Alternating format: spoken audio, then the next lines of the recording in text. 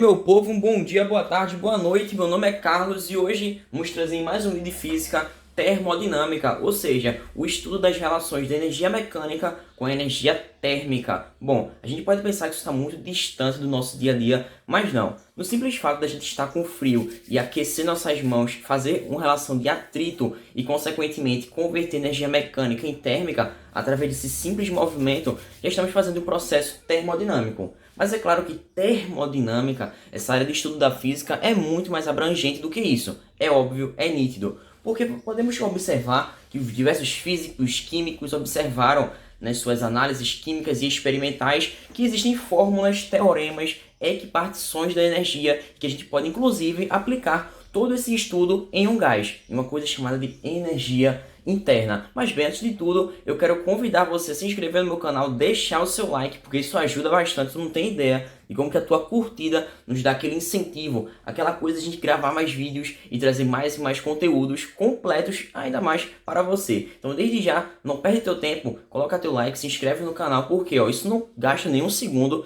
e me ajuda bastante. Bem, então sem mais enrolações, meu nome é Carlos e vamos falar de hoje de energia interna. Bem, quando a gente observa um gás, por exemplo, em um sistema fechado, num recipiente, consequentemente ele tem várias energias mecânicas ali, seja energia de rotação, de translação, energia cinética média, e a soma de todas essas energias, todas elas inclusive, chamamos de energia interna de um gás. Na nossa definição aqui que eu coloquei para você anotar direitinho, eu fiz assim: a soma de todas as energias mecânicas do sistema e das energias potenciais de ligação entre as partículas. Partículas eu incluo íons, por exemplo, também no meu estudo. E além disso, essa energia interna ela pode ser dividida, subdividida em grupos de energia específicos, como eu acabei de te falar. A energia cinética média das moléculas, energia potencial de configuração, inclusive energia de rotação, translação e essas energias cinéticas, todas elas estão inclusas no meu estudo da energia interna. Mas bem, começar a estudar termodinâmica também tem uma relação muito histórica, principalmente com a Revolução Industrial, já que esse estudo foi muito utilitarista para aquele período. Ou seja, temos desenvolvimento de máquinas térmicas, máquinas a vapor, inclusive o pioneirismo britânico, que tem relações com a pirataria exercida por esse país e, consequentemente, as políticas vindas das ideias, o iluminismo, que inclusive influenciou toda essa ideia cientificista presente na termodinâmica, no pioneirismo industrial da Revolução Inglesa e Industrial, que trouxe inclusive essas tecnologias pela Europa e para o mundo afora, de acordo com os séculos e anos. Mas bem, podemos observar que, fora esse contexto histórico e observando para a nossa atualidade, lembrando que a história não está desvinculada da nossa atualidade, tá? Pelo contrário, tudo está interligado e correlacionado. Mas bem, o que eu quero te dizer é que essa termodinâmica, o estudo da energia mecânica sendo transformada em energia térmica, ela pode ser observada em motores de carros, carros a combustão, não elétrico, tá? Carros a combustão, por exemplo, temos ali o trabalho dos gases, que veremos daqui a pouquinho esse trabalho dos gases, que vai empurrar o pistão e, consequentemente, realizar trabalho e promover um movimento daquele veículo. Não somente nisso, mas nas indústrias, nas usinas que promovem a utilização de energia através de esquentar bastante a água e promover vapor, e aquele vapor vai girar a turbina ali. Consequentemente, a gente sabe que esse vapor sempre tende a subir e realizar trabalho, como é o caso das usinas, inclusive nucleares, termoelétricas, por exemplo. E além disso, podemos observar no nosso cotidiano o estudo da termodinâmica nos ar-condicionados, por exemplo. Eles são típicos de um processo de energia, ela é realização de trabalho, inclusive, que relaciona totalmente a energia interna daquele sistema, precisamente as variações dessa energia interna, porque a variação importa muito mais para os físicos no nosso cálculo, já que é muito difícil a gente descrever tipo de energia por tipo de energia, tintim por tintim. Por exemplo, saber a energia cinética média das moléculas associada inclusive à energia cinética de rotação e unida à minha energia potencial de configuração. É muito difícil saber cada uma dessas pontos, cada uma delas especificamente. Por isso a gente fala de uma variação dessa energia interna, a final menos a inicial. E a gente pode encontrar esta minha variação através da primeira lei da termodinâmica, que será o tema dos próximos vídeos. a posteriori. Mas bem, sem mais enrolações, vamos continuar aqui no meu cálculo da variação da energia interna, já que eu falei que isso é o que importa muito mais para o estudo físico e químico dessa parte. Inclusive tem uma lei de Joule, Joule que é o monstrão da parte de elétrica, de energia, termodinâmica também. Inclusive a medida de energia é em joules, não sei se você percebeu, mas esse físico tem uma relação muito grande com justamente essa parte das ciências naturais voltadas ao estudo energético e possibilidades de energia. Bem, e foi Joule que determinou que a energia interna do meu sistema depende exclusivamente da temperatura associada a ele, uma temperatura absoluta, na escala absoluta, em Kelvin. Lembre-se sempre de converter de Celsius para Kelvin, Fahrenheit para Kelvin. Kelvin é a temperatura absoluta, a minha escala principal. E eu ressalto que posteriormente veremos que é impossível atingir o 0 Kelvin, por a gente violar o princípio da incerteza das moléculas, princípio de Heisenberg, inclusive. Mas bem, veremos isso posteriormente porque essas coisinhas aqui, essa teoria é importantíssima, fundamental para o que veremos daqui a pouquinho. Eu não quero assustar ninguém, mas terão algumas transformações bem loucas, cíclicas, que teremos que estudar e analisá-las por completo. Bem, e a gente pode dizer que essa minha variação de energia interna, ela tem um cálculo específico para cada tipo de gás. Por exemplo, se ele é monoatômico, de um átomo, diatômico ou até mesmo de vários outros átomos, chamados de poliatômicos. Bem, podemos ressaltar primeiramente o mais simples, que é a energia interna de um gás monoatômico, inclusive é mais cobrada. As outras são um pouco mais complementares e que eu gosto de trazer sempre um estudo a mais, no meu caso, do meu estudo aqui, na minha parte do meu canal. A gente sempre pega uma coisinha a mais, uma curiosidade e que complementa com o nosso cotidiano, inclusive questões do Enem. Gostam dessa partezinha do cotidiano, analisar o dia a dia. E bem, quando a gente começa a estudar termodinâmica, que eu vi isso aí no meu ensino fundamental, no meu jardim. Peraí, claro que não foi no jardim, não foi no ensino fundamental, foi no ensino médio. E agora, veja como que esses estudos se relacionam. A gente pode trazer a minha energia interna de um gás monoatômico associando ao vídeo anterior. Os vídeos anteriores que a gente citou o que? Energia cinética média das moléculas. Que inclusive ela nos mostra que é 3/2 constante Boltzmann, temperatura absoluta em Kelvin. O que isso quer dizer? Isso aqui, na verdade, vale para todos os tipos de gases e inclui energia de translação da minha molécula. Não é somente para o gás monoatômico, mas sim para todos os outros tipos. Mas ela é a equação base para sabermos o quanto que vale a minha energia interna para um gás monoatômico. Já que nesse meu gás monoatômico ele vai ter várias partículas, uma quantidade imensa de partículas agitadíssimas, tem um grau de agitação das moléculas imenso, exercem pressão sobre as paredes daquele recipiente, estão alucinadas, isso mesmo, estão super alucinadas, e consequentemente, ó, elas têm N partículas, uma quantidade de partícula que eu não sei ao certo, e que essa quantidade N pode estar associada à minha energia, também mecânica, que é igual à minha energia interna sobre o meu número de partículas. Poxa, eu encontrei energia e energia nos dois lados da minha equação. O que eu faço? Veja, sempre que você pode substituir, pode desenvolver sua equação, desenvolva, faça isso. Sempre é importante para encontrarmos justamente a energia interna, afinal, o cálculo dela. O cálculo que chega à nossa conclusão do quanto que ela equivale num gás monoatômico nesse sentido. E dessa forma, eu posso jogar a equação na outra e encontrar que a minha energia interna corresponde a 3/2 nRT. Poxa, eu vi essa equação nRT em algum lugar, exatamente a equação de Clapeyron. É a mesma coisinha, é a mesma coisa. Uma é derivada da outra. Inclusive, deduzimos no vídeo sobre a equação de Clapeyron como chegar nessa energia mecânica. Energia mecânica de quê? De translação das moléculas, que vale para todos os tipos de gases, independentemente de ser monoatômico, diatômico, poliatômico. Você pode utilizar sim. E dessa forma, ó, a energia interna desse tipo de gás monoatômico é 3/2 nRT. E como a gente sabe que o número de mols, constante gasosa, temperatura é igual a pressão vezes volume, uma coisa é igual a outra. Posso reescrever essa minha equação como sendo a energia interna 3/2 PV, pressão vezes o volume. E dessa forma dá tudo resolvidinho para você. Quer tirar seu print? Pode tirar seu print. E agora vamos começar a falar sobre energia interna em um gás poliatômico, ou seja, de mais de um átomo ali presente. Já consideramos aqui anteriormente um monoatômico, por exemplo, o gás hélio, que é monoatômico. Aqui podemos considerar o gás oxigênio, o gás nitrogênio, são todos eles diatômicos. Inclusive, a gente tem que considerar também os eixos. O eixo X, Y e coloquemos mais um outro, que é o Z.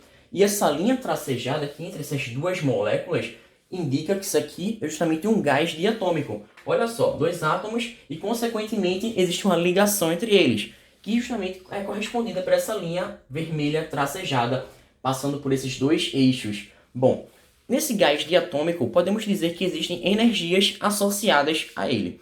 Por exemplo, podemos considerar a energia cinética de rotação. Porém, entretanto, todavia, cuidado, essa energia cinética de rotação está associada ao eixo X e ao eixo Y, não ao eixo Z, porque a gente não considera essa dimensão para o estudo da rotação da energia cinética daquela molécula. E, consequentemente, pelo teorema da equipartição da energia, em que Maxwell, o monstrão, inclusive, da parte de estudos da energia, assim como o Joule, que trouxe grandes contribuições para todo o estudo energético da matéria, das naturezas e de tudo que a gente pode observar no cotidiano, porque tudo é uma relação de energia. Energia a gente não se perde e nem se ganha, apenas se transforma, muda de modalidade. Essa é a lógica. Não se perde nem se ganha, apenas muda de modalidade. Como vimos aqui no estudo da termodinâmica, temos inicialmente energia mecânica, que se transforma em energia térmica. Eu mudei de modalidade, não perdi energia. Isso é um princípio justamente da primeira lei termodinâmica, a lei da conservação da energia, que veremos daqui a pouquinho. Mas bem, segundo esse teorema da equipartição de energia, podemos perceber que as possibilidades energéticas, seja de rotação no eixo X, no eixo Y, de translação nos três eixos, tanto X, Y e Z, elas podem ser consideradas, essas possibilidades energéticas, como sendo graus de liberdade. E a partir desse grau de liberdade, representado pela letra F, que podemos relacionar também a como encontramos essa nossa primeira equação, já que a minha energia interna, sendo em função do meu grau de liberdade, é 1 sobre 2 F, grau de liberdade, vezes nRT. Poxa, a gente pode considerar que num gás monoatômico, esse grau de liberdade é 3, de acordo com o eixo X, Y e Z. Consequentemente, quando eu troco F por 3, eu encontro a minha equação inicial para um gás monoatômico. Então veja como tudo está relacionado, nada está dissociado, e a lei de Joule não deixa de ser aplicada, já que a energia interna de um gás vai depender somente e apenas da temperatura absoluta em Kelvin daquele meu sistema. E voltando aqui ao nosso estudo, podemos dizer que em um gás diatômico, ou seja, com mais de um átomo, diatômico, 2 átomos, tá? Podemos considerar que o meu F é igual a 5. Por que o F é igual a 5? Observe na minha imagem aqui, observe no meu desenho típico das escolas de artes modernas. Consequentemente, temos dois átomos ligados um ao outro, ou seja, não deixa de ser uma molécula diatômica. E como eu te falei, existe a energia cinética de rotação no eixo X e no eixo Y. E a energia cinética de translação, que pode ser inclusive calculada por essa expressão, como podemos considerá-la tanto no eixo X, Y e Z. E dessa forma, a minha expressão vai ter o quê? F igual a 5, já que temos 5 possibilidades energéticas, 5 graus de liberdade. E eu posso substituir o meu F por 5 na minha equação principal e encontrar exatamente para um gás diatômico em uma temperatura que a gente considera ideal, aproximadamente 300 Kelvin, que vai ser 5 sobre 2 nRT, o nosso cálculo final, o cálculo que nos leva à energia interna de um gás diatômico. É claro que posso agora relacionar com outras leis e enunciados que trazem alguns casos específicos e particulares da minha variação de energia interna, que inclusive será o quadro anterior. Mas deixa eu só dar uma olhadinha aqui se eu fiz tudo realmente. Eu expliquei tudinho para você. O quadro é seu e pode tirar o seu print. Eu vou somente sair daqui para fazer as honras e você tirar o seu print. Então vamos para o próximo quadro. Agora voltando para a parte 2, estou de volta para o meu estado de todos da nação. Vamos nessa. Bem, nessa parte 2 eu quero considerar uma coisa chamada de vibração, ou seja, um processo de oscilação daquelas moléculas, em que elas vão, se afastam, se aproximam umas das outras, ou seja, do modo simples do popular, elas ficam realmente alucinadas, loucas e malucas. Porque o que acontece? Eu vou elevar minha temperatura para acima de 300 Kelvin, chegando inclusive a temperaturas maiores que 700 Kelvin nos gases diatômicos. E dessa forma vou considerar um processo de vibração dessas moléculas. Como eu te falei, se afasta, se aproxima, afasta, aproxima. E com isso, eu tenho que considerar novas possibilidades energéticas. É claro, no meu teorema da equipartição da energia de Maxwell, que eu te mostrei na parte anterior. E dessa forma, ó, eu vou considerar mais 2 graus de liberdade energética, porque as moléculas estão mais livres, estão lindas, leves e soltas. Consequentemente, eu adiciono energia potencial e energia cinética, ou seja, mais 2 possibilidades. E o que antes era 5,2 nRT, fica 7,2 nRT, porque eu adicionei mais 2 maneiras, mais 2 possibilidades energéticas na energia potencial e cinética, de acordo com os graus de liberdade da minha molécula, que foram adquiridos em função do quê? Do aumento da minha temperatura para valores maiores que 700 Kelvin. E você pode ter percebido que é sempre 300 Kelvin, 700 Kelvin. Bem, isso mostra que a energia é quantizada. Eu preciso de um determinado valor energético de fornecimento de calor, de energia para aquele corpo. Para quê? Para que aquele meu comportamento específico daquele gás seja determinado, seja observado. Bem, isso é muito importante para conceitos da física moderna, porque a energia é quantizada, assim como as ondas são formadas por pacotinhos de energia, ondas que carregam também processos energéticos, não carregam matéria, se lembra disso? Mas bem, vamos voltar aqui para os nossos estudos dos gases, que eles estão muito legais, estão muito gostosinhos. Então vamos nessa, para um gás triatômico, que é de 3 átomos. E dessa forma o estudo é o mesmo, é a mesma lógica. Entretanto, a pequena diferença, a única diferença com relação ao gás diatômico é que eu vou adicionar uma rotação no eixo Z.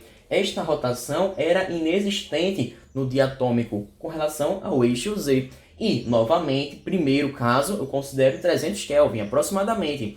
E com isso, como nos gases diatômicos sem rotação no eixo Z havia F igual a 5, quando eu considero essa minha rotação nos triatômicos, o meu F é igual a quanto? A 6, de maneira clara. E dessa forma, o que eu faço? Eu somente substituo o meu F por 6 e vou encontrar essa minha expressão. U é igual a 6 sobre 2 nRT. Posso dividir, Carlos? Com certeza, seja feliz e divida, porque exatamente vai ser U igual a 3 nRT para gases triatômicos em temperaturas aproximadas de 300 Kelvin. Mas, quando a gente eleva essa temperatura para valores acima de 700 Kelvin, o que acontece? Eu vou justamente considerar um processo de vibração, das moléculas se afastando e voltando, afasta e volta. Consequentemente, a minha energia interna vai aumentar com certeza. Lembre-se, a energia interna ela depende exclusivamente da minha temperatura absoluta do sistema. Se eu aumentar a temperatura, eu aumento a minha energia interna. Eu vou promover uma variação desta energia. Variação que é o mais importante para os físicos, para os químicos,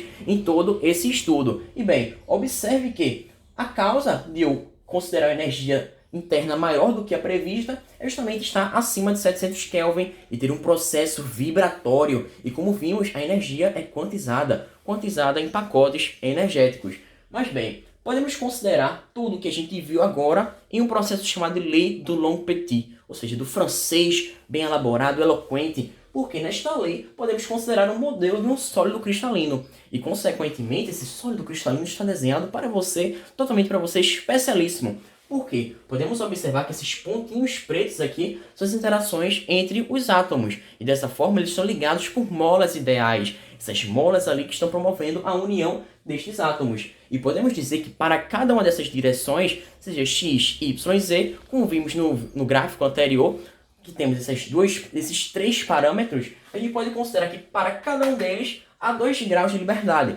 Tanto a energia potencial de vibração, quanto a energia cinética de vibração. Se liga nas vibrações, a gente aumenta nossas possibilidades energéticas. Se lembra de uma festa, no carnaval mesmo. Você está lá se movimentando. Quanto mais pessoas se movimentam, quanto mais eu adiciono energia, mais, consequentemente, eu tenho possibilidades de fazer várias alterações nas minhas frequências. E, consequentemente, o que acontece? Eu vou considerar um grau, justamente, de possibilidades energéticas como sendo F igual a 6. Por que F igual a 6? Se liga, matemática, temos aqui 3 direções e para cada uma delas eu tenho 2 graus de liberdade. 3 vezes 2, 6. Portanto, eu coloco aqui somente substituo nos valores que a gente colocou de F, encontrando uma coisa muito semelhante ao que vimos aqui nos gases triatômicos. Ou seja, a energia interna é 3 nRT. Mas bem, cuidado, porque esse cálculo aqui é válido, é muito bom experimentalmente para temperaturas elevadas.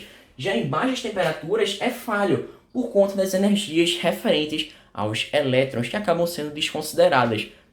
Então, a gente tem que observar de acordo com o tipo de situação. Observe energias elevadas, temperaturas altíssimas, é legal essa lei do long petit, mas não energias baixas, no caso nas ínfimas temperaturas, em temperaturas baixíssimas, porque o que acontece é que a gente acaba desconsiderando essa energia referente aos elétrons, de que as partículas elementares, todas elas têm sua energia associada a ela, a cada uma delas, elas não ficam excluídas, ninguém está solitário aqui como podemos ver. Tudo configura-se na energia interna do meu sistema. Somatório da energia mecânica, energia de configuração, cinética, potencial, rotação, translação, o que você quiser, está ali na minha energia interna que pode ser variada, aumentando ou diminuindo a minha temperatura do sistema. Bem, é só o tempo de me despedir de vocês. Como sempre eu digo, foi um prazer inenarrável explicar esse assunto que eu realmente sou apaixonado, energia interna, trabalho, e primeira lei da termodinâmica, segunda lei também, máquinas térmicas, são muito interessantes, todos aqueles processos de transformações gasosas. Então, como sempre, foi um prazer inenarrável ter você aqui. E se não se inscreveu, deixa teu like. Se todo esse vídeo gostou, poxa, deixa um like, se inscreve, dá aquela ajuda bacana pra gente, porque realmente eu fico muito feliz com relação a isso. Então, muito obrigado, espero que eu tenha te ajudado e que a gente possa realmente interpretar, entender todos esses cálculos, que daqui a pouco vão ficar um pouquinho mais malucos, alucinantes, voltados para a energia interna e a termodinâmica do meu sistema, ou seja, quando eu transmito energia mecânica e transformo em energia térmica, assim como no nosso corpo, nos trabalhos dos músculos. Bem, dessa forma eu vou ficando por aqui, foi um prazer imenso para mim, então até o próximo vídeo, muito obrigado, tira teu print do teu quadro, não se esquece disso, e foi um prazer inenarrável, então fiquem com Deus, até uma próxima.